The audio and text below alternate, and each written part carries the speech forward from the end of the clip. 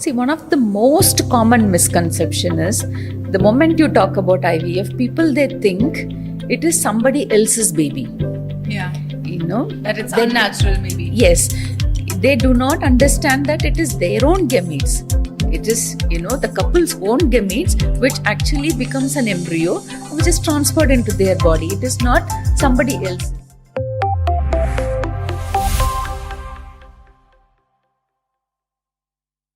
Welcome back to Fertility Tales, powered by Nova IVF, where we discuss crucial perspectives in the world of IVF treatment. I'm your host, Simrat, and today we have a remarkable guest with us. She's a woman of science and an expert clinical embryologist who has been creating lives, quite literally, for over 2 decades now. Dr. Sujatha Ramakrishnan, it's a pleasure to have you with us. Thank you very much for having me here. It's indeed a great pleasure to be here with you this afternoon. Doctor, since a lot of people do not know about embryology and what it means in IVF, could you help us understand a little bit about the science of embryology? Okay.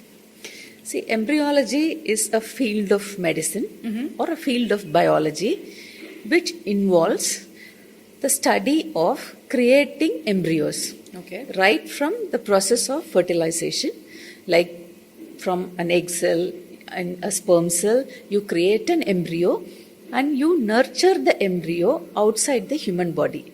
So the entire process is embryology. Oh, Doctor, now that you've explained that embryology is the science of creating embryos outside the human body, could you tell me the role of an embryologist? What does an embryologist actually do? Okay. So, there are multiple steps because the entire process of creating an embryo, it is a dynamic process and it takes quite a bit of time. Like it runs almost to 5-6 days. Oh. So, the role of an embryologist is one, to maintain the place where this work happens. To be very, to say in a layman's term, you are creating an artificial womb outside the human body. How magical. So when you have an artificial womb, you have to take care of it. Correct. So and the role of an embryologist is to maintain that place. Second one is you identify the best egg and the best sperm to create the best embryo which can result in a live birth. Third, so the process of this, like putting the egg and sperm together or putting the sperm inside the egg, this is done by the embryologist. Oh. And the third thing is like either you transfer it inside the human body or you cryopreserve it. So the process of cryopreservation, like you keep the embryos at minus 196 degrees Celsius. So that is also done by the embryologist. So doctor, where does this magic happen of creating the embryos and maintaining them? So it happens in the IVF laboratory. Okay, so IVF laboratory, if you actually think of it, it has 3 components. One is the physical component, meaning the ambience, the air quality and the temperature, maintenance of temperature inside the laboratory, and the humidity. Why humidity? Because embryos are actually very minute cells and they are grown in very minute droplets of culture media. So for this culture media to stay intact like that, shouldn't evaporate.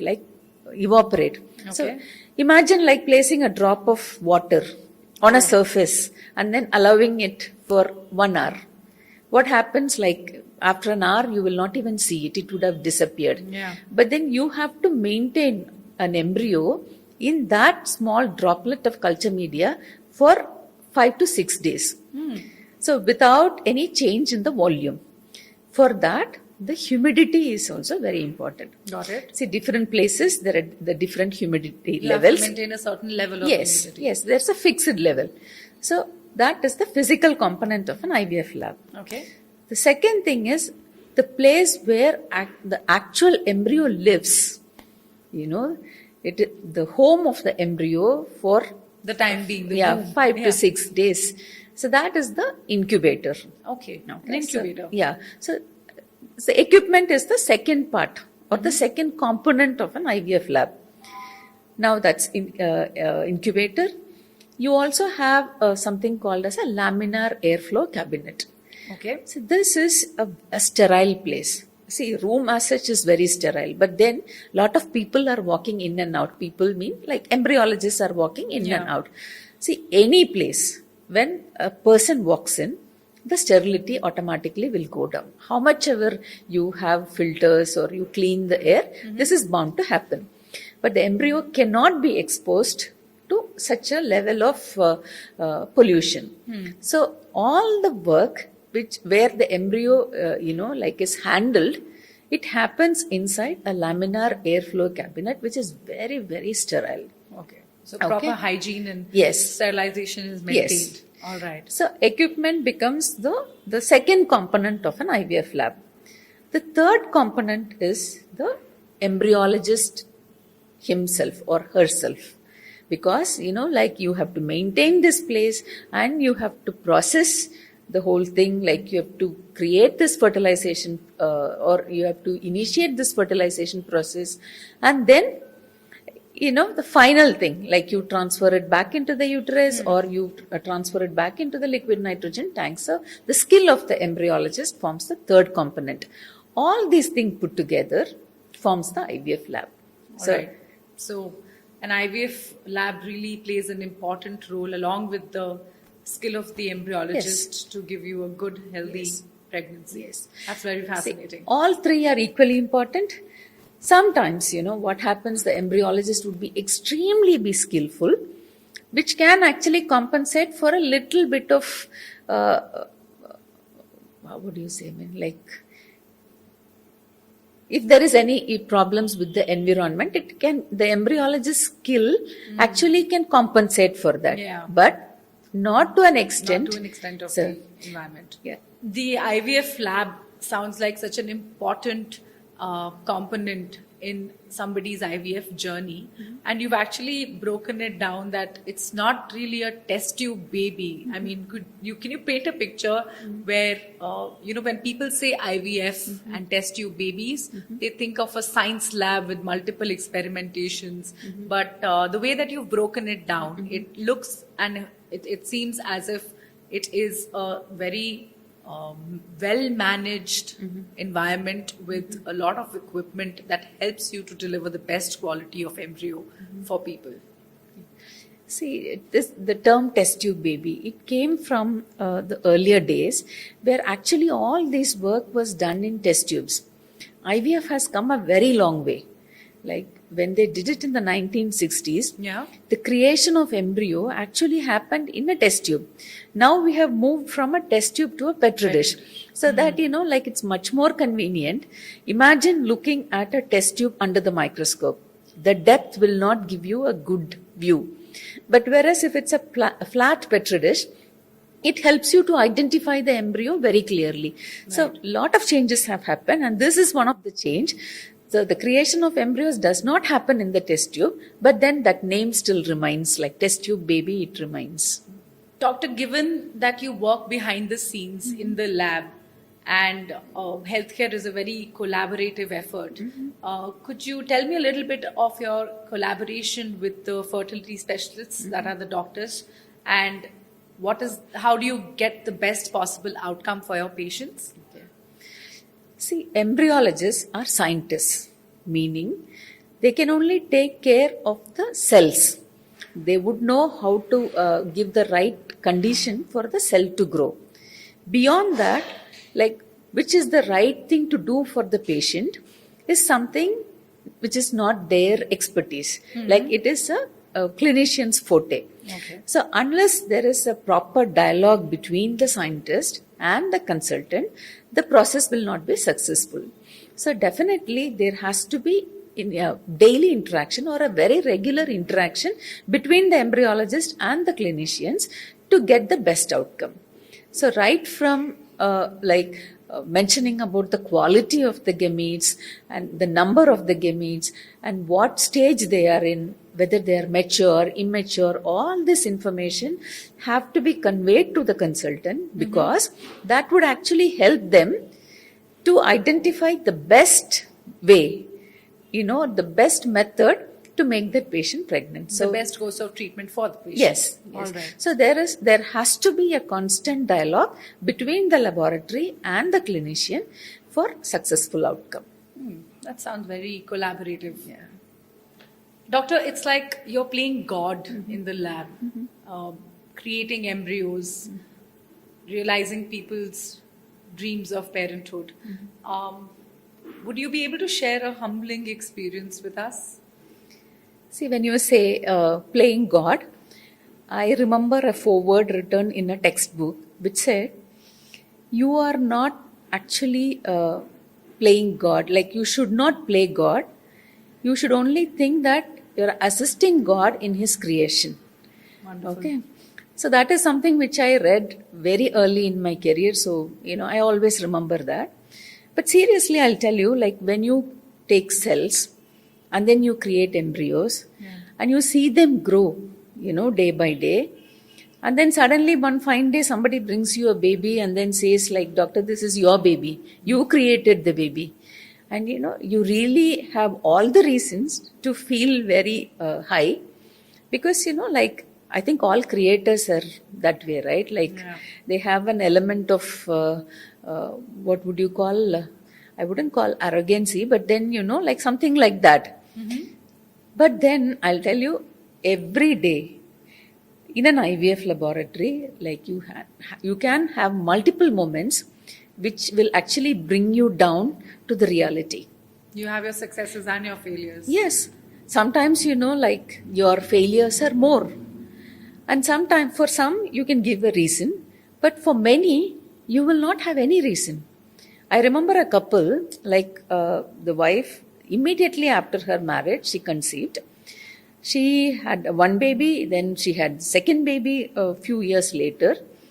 And unfortunately, when the children were in their teenage, they died. One of them died in some accident and the other one died of snake bite or something like that.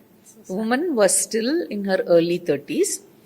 And because she had a tubectomy done, she comes for IVF. What would you think? Such a clear-cut case. She had conceived normally and she's still not very old. She's still in her early 30s. And so this is a very easy case. But then what happened? Like, we did IVF, we created embryos, we did multiple transfers, nothing happened. Then they changed one gamete. They said maybe, like, the egg is not okay because she's in her 30s. Okay. So it was a donor gamete, the second attempt. Still it didn't work. Then the third attempt, they thought, okay, change both the gametes. And a patient was suggested to have donor embryos, and still it didn't work. And all the time, they were very good embryos. So, that actually makes you think. I don't want to be very philosophical or spiritual here. What I'm trying to say is science, we know only to a certain extent. There is much more, which we do not know, which maybe eventually we will get to know. But at the moment, we do not have explanation for everything. So, incidences like this actually tells you that even the best of the embryos may not implant, that you have to keep trying. Doctor, you mentioned a word called blastocyst in fertilization. Could you please break down the fertilization process for us and the viewers to understand what it entails? Okay. So, blastocyst is actually a stage of the embryo. That is the last stage, beyond which you cannot keep the embryo in the laboratory. Okay. So that's the stage. But how do you create a blastocyst? That's by this fertilization process. So fertilization actually means putting the sperm and the egg together. Correct. The initial days of IVF, what they were trying, like, they would pick up the eggs, they will collect the sperm, clean the sperm, and then they will put them together in the petri dish. So here what happens, like, from million sperm you have added to the petri dish, one smart one would, like, wriggle its way into the egg. Once the first sperm enters the egg will actually tighten its boundary so that other sperm will not enter. You can see, clever, and then you can just see the wonder, of creation.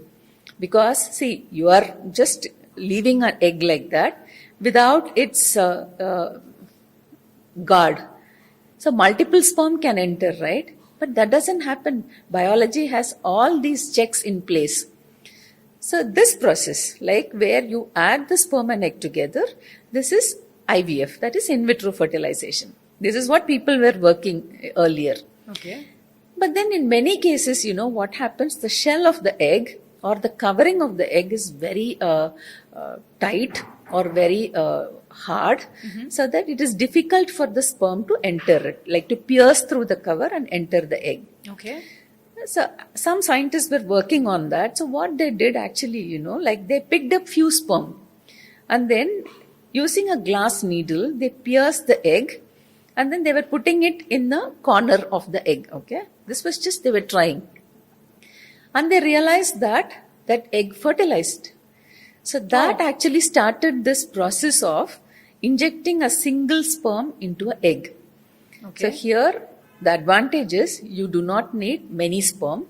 For example, if you have 10 eggs, it's more than enough if you have 10 sperm, because you're just picking up a single sperm and you're placing it inside the egg. Second thing is you are ensuring that sperm has already entered the egg. So, like there is no doubt in that process. Otherwise, what happens? You add the egg and sperm together. You will have to wait till the next day to check if fertilization has happened. But here in this case, you're sure because you have injected that single sperm into the egg. So this process is called as fertilization. Okay. From that day onwards, the actual formation of embryo happens.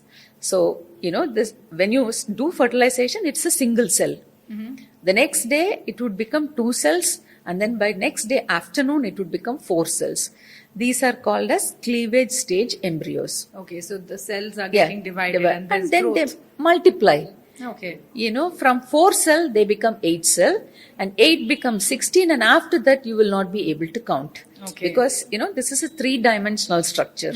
Like under the microscope, you will not see it. So, like you will only see a bundle of cells. Correct. So the cell will grow and finally it will reach a stage called as the blastocyst. Here, like the cell actually would enlarge in size. And there are 2 different types of cells in that embryo. One which actually becomes the baby, and that is called the inner cell mass. And there is an outer layer which actually becomes the placenta. Okay. So this particular stage of the embryo is called as the blastocyst. All right. That's very fascinating to understand. Doctor, what is that process of injecting a single sperm into the egg?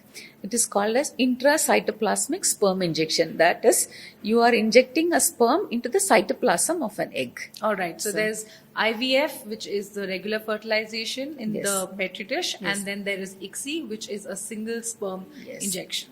Yes. Okay. Doctor, for the viewers who are interested in taking up embryology, what advice do you have for these aspiring embryologists? What are the best schools, whether in India or abroad? See, embryology training programs have come up very recently. In the earlier days, people would just learn things from scientists who are coming from abroad.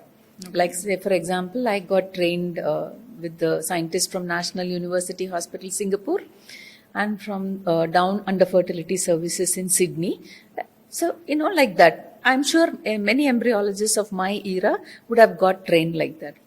But now we have a lot of universities offering courses on clinical embryology. Okay. And it is actually become mandatory now because our government has issued certain directives or the ART rules, which says that an embryologist definitely has to be at least an MSc in clinical embryology. Okay. Can be with PhD or, with MBBS, but there are certain criteria for that. So regarding the courses, there are multiple courses in India, like there is one in Manipal and there is one in Mysore, and there are a few other courses in the north of India. But all these things actually, they give you a theoretical understanding of embryology. Correct. Because you will not have patient's material to train on. Of course. For that, like you have to join an IVF unit and then you actually have to get trained on work. During their course, they would have got trained using animal cells like mouse cells or embryos from sheep or bovine origin, and then they have to come and work in an IVF laboratory and then learn these skills Okay. on their job. Okay. In Nova, like we give training. See, even when a trained embryologist come to us, we do not immediately put them to work. We have a validation protocol where we would let them handle certain things, like certain procedures, under the supervision of some seniors in the lab. Is this an academy? Sorry, is It this is an academy? It is an academy, like with a full-fledged person and a very senior embryologist with close to 20 years of experience as the trainer. Okay. And then who would look into the minute aspects of training. How do you hold your pipette and how many, how do you handle the petri dishes, right from the basic thing to advanced technology. It's just not that we are starting them from scratch. We are actually fine-tuning already educated embryologists, like people who come with a master's in embryology. We fine-tune them with our experience and with our resources. Okay. And what is this academy called and where is it? It is called NACET. It is Nova Academy for Clinical Embryology Training. It is in Bangalore. Okay. And, like most of our embryologists in the last 2 years are going through this academy. Oh, that's really fascinating. Doctor, I wanted to ask, what are some common misconceptions or myths about embryology and IVF that you wish to debunk? See, one of the most common misconception is the moment you talk about IVF, they think it is somebody else's baby. Yeah. That it's They- unnatural maybe. Yes. They do not understand that it is their own gametes. It is, the couple's own gametes, which actually becomes an embryo, which is transferred into their body. It is not somebody else's. So this is one of the major misconception. The second one being, like they are worried about the health of the baby. Would IVF babies be normal? This is another question which, people always ask. But I think programs like this actually should create awareness among millions of couples in this country who require IVF treatment and which actually should encourage them to approach an IVF clinic for treatment. Because see, what happens is infertility is a multifactorial issue. Age being one of the major factors. Right. So if you just sit and wonder about all these things, age kind of goes, and then you reach a stage where it will be very difficult for you to conceive even after treatment. So I think, that awareness has to be created. So more people have to come if they need treatment without, worrying about if the baby would be theirs, if the baby would be normal and all that. And the endeavor would be to break the taboo around IVF and infertility and treat it as like any other disease, any other problem that a human faces. Yes. That is our endeavor at Fertility Tales Yes. at Nova IVF. Yes. Dr. Sujatha, thank you so much. It has been an absolute pleasure to have you on Fertility Tales. Thank you for enlightening us and our audience on the critical role of embryology and the journey towards parenthood, and also touching upon the multiple facets of infertility. For those tuning in, thank you for joining us in this riveting discussion. Don't forget to like, subscribe, and share, and also raise awareness on this important aspect of infertility.